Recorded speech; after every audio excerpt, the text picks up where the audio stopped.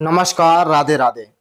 प्रिय दर्शकों, आज मैं पुनः उपस्थित हुआ हूं और आज मैं आप सभी को बताऊंगा आईएएस बनने के योग, जो कि पहले मैंने एक वीडियो डाल चुका हूं और उस वीडियो का यह पार्ट 2 है। पार्ट 1 में आप सभी ने देखा होगा, आईएएस बनने के मैंने 5 सूत्र बताए थे और आज भी मैं आप सभी को 5 सूत्र ऐसे बताऊंगा जो कि आप खुद कुंडली में देख करके जान सकते हैं, या जिस जातक की कुंडली में यह योग हो वह जातक आईएएस अवश्य बनता है। और जितनी भी हमारी बड़ी पोस्ट की परीक्षाएं होती हैं उनमें भी यह सूत्र बहुत ही कारगर माने जाते हैं। आप सभी इस वीडियो को लास्ट तक जरूर देखें और कमेंट में बताएं कि आपकी कुंडली में इस प्रकार के कोई योग बन रहे हैं या नहीं बन रहे हैं।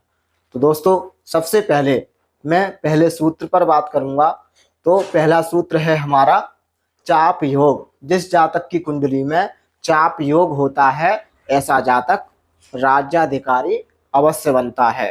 तो देखिए, चाप योग बनता कैसे है उसको समझ लीजिए।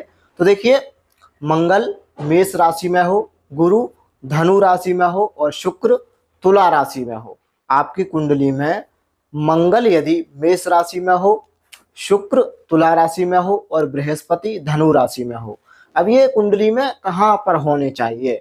तो देखिए, मुख्यतः यह योग तब अच्छा माना जाएगा जब तीनों ही ग्रह केंद्र या त्रिकोण में अपनी स्वराशि में बैठे हों। जैसे कि मंगल जो है केंद्र में बैठ गया, मान लीजिए मेष राशि में, ठीक है, और शुक्र बैठ गया तुला राशि में त्रिकोण भाव में, और गुरु बैठ गया धनु राशि में। कुंडली में इस प्रकार का यदि योग बन रहा हो तो यह चाप योग माना जाता है। जैसे आप समझ रहे होंगे, आपकी कुंडली में मंगल मेष राशि में हो, शुक्र तुला राशि में हो और धनु राशि में गुरु हो, तो यह चाप योग बन जाएगा। ऐसा जातक राज्याधिकारी अवश्य बनता है। यदि ये तीनों ग्रह जो है कमजोर हों, अंशहीन हों, है ना, तो कहीं ना कहीं जो है उच्च पद नहीं मिल पाता है।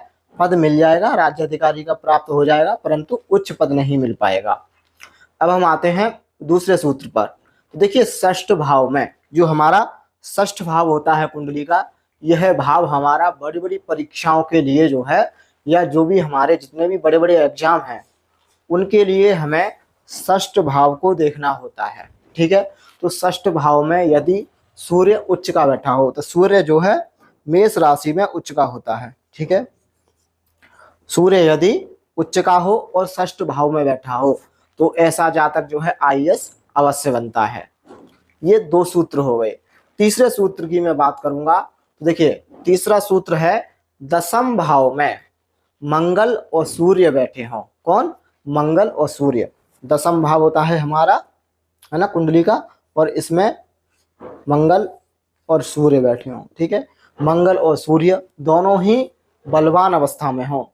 पता चला कि यहाँ पर जो है मंगल कर्क राशि में बैठा हुआ है या सूर्य तुला राशि में बैठा हुआ है, तो मंगल नीच का हो जाएगा कर्क राशि में और सूर्य तुला राशि में नीच का हो जाएगा।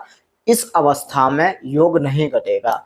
योग कब घटेगा? जब मंगल जो है अंश में अच्छा हो, है ना, और यहाँ पर मंगल या सूर्य इन दोनों में से कोई भी ग्रह अपनी ही राशि में बैठा हो। जैसे सूर्य सिंह राशि में बैठा हो या सूर्य मेष राशि में बैठा हो, अथवा मंगल मेष राशि में बैठा हो या वृश्चिक राशि में बैठा हो, तो दोनों ग्रह बलवान हो जाएंगे और यह योग बहुत ही अच्छा माना जाता है कुंडली में।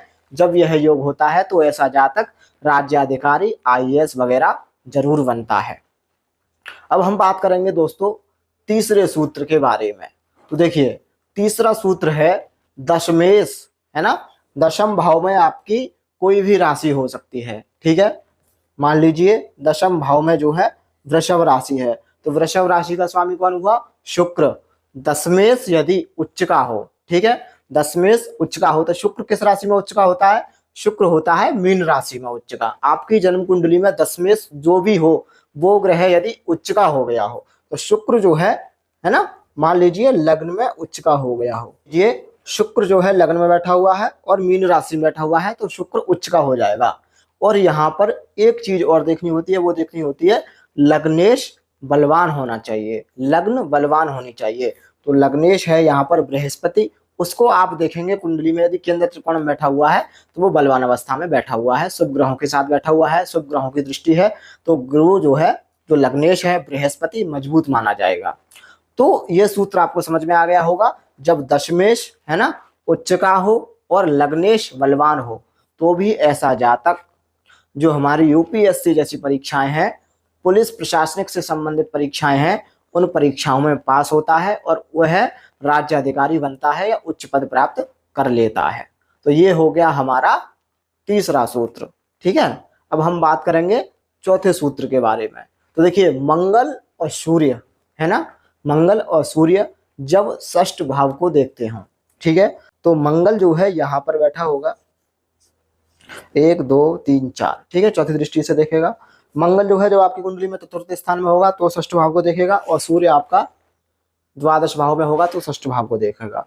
तो दोनों ही ग्रह जो है षष्ठ भाव को देखते हो, है ना, तो बहुत अच्छा योग बनता है। ऐसा जातक अपनी पढ़ाई को लेकर के अपना पराक्रम मजबूत करने के बाद जो है ऐसी परीक्षाओं में निडर होकर के मेहनत करता है और ऐसी परीक्षाओं को पास कर लेता है।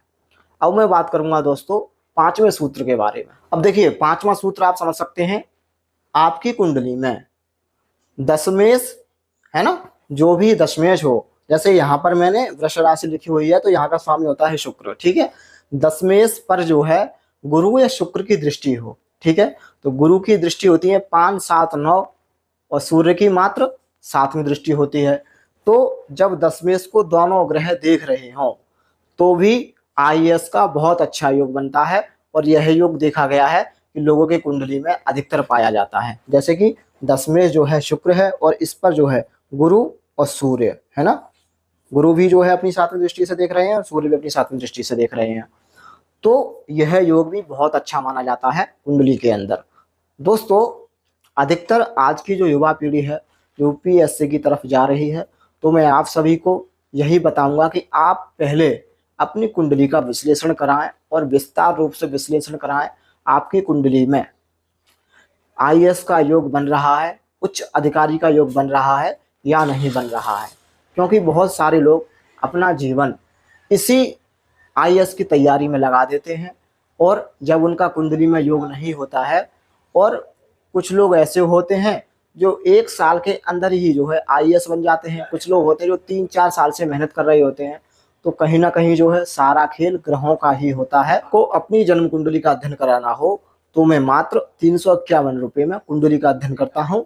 आपको बताऊंगा आपकी जन्म कुंडली में नौकरी का योग बन रहा है या नहीं बन रहा है। जो भी आप एग्जाम दे रहे हैं, पुलिस से संबंधित है, आईएएस से संबंधित है, रेलवे से संबंधित है, आप उसमें पास हो पाएंगे या नहीं हो पाएंगे। तो अगली वीडियो में मिलूंगा और किसी खास कार्यक्रम को लेकर के। जब तक के लिए नमस्कार, राधे राधे।